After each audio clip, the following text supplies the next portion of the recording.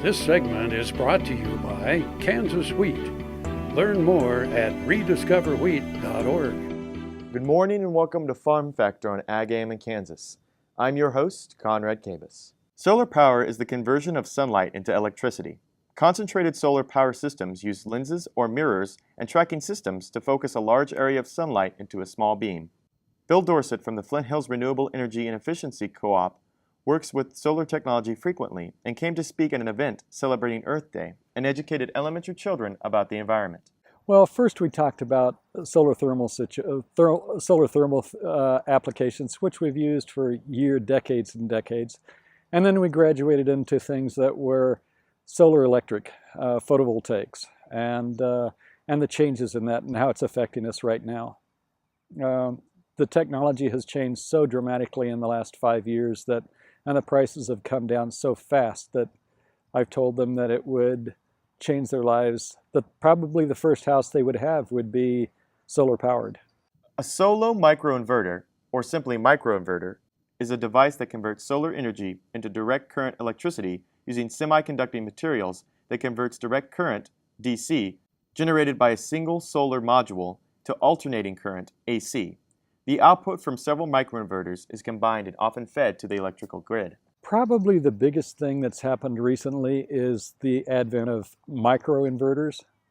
And microinverters are small inverters under each panel. So instead of bringing high voltage DC off the roof, we're producing AC electricity directly off the roof, and it comes down to your breaker box in your house. And so we're really dealing with low voltage, not low voltage, but low amperage, high voltage AC coming off the roof. So it's so much safer.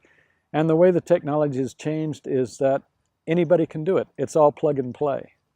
There are no live contacts, and so there's no electrical danger anywhere in the system. It only turns on when the breaker in your breaker panel turns on. For many years, ranchers and farmers have been using solar-powered water pumps because water is most needed when the sun shines the brightest. Owners of solar pumping systems enjoy a reliable water delivery that requires no fuel or very little attention. Solar water pumping has worked for a long time. I was installing solar water pumps 20 years ago. And it's very simple because it's just solar panel direct to the pump. And the pump pumps water exactly at the time when the cattle are thirstiest. So when your livestock is thirstiest, that's exactly when the sun is out and producing the most power. So it really makes great sense to have solar water pumping. It makes, a lot of ranchers are my age or older, and climbing on top of that platform to grease a 200-pound gearbox or pull the pump out of the well to replace the foot valve is real difficult. So these things are, the little solar pumps that we have now are between 7 and 15 pounds. So you just pull them out of the well and change the diaphragms in them and put them back down and you're back to it. So it's changed a lot.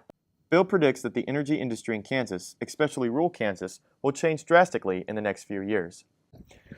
I think the biggest change we're going to see first in rural electric systems, primarily because of the amount of line and the amount of distribution system that they have. In Westar, we have probably 60 or 70 customers per mile of line. Out in rural Kansas, we have an average of 2.3 customers per mile of line. So distributing the power generation to people's farms and their barns and their houses makes all the sense in the world. And what we're doing is buying in bulk, in quantities, and then helping each other put them on each other's roofs as a co-op. And so we're doing this just as a way, and we're getting lots of referrals from Blue Stem and other cooperatives simply because they see it as a big advantage. Otherwise, they'd be buying peak load power from Westar at very high rates, where members in the co-op could be generating this themselves. Thank you for watching today's episode about the Riley County 4-H office and Earth Day. For more of Farm Factor, or if you want to view this program again, visit us on www.agaminkansas.com/Farm Factor, or you can visit us on Facebook or follow us on Twitter. So have a good day with good luck.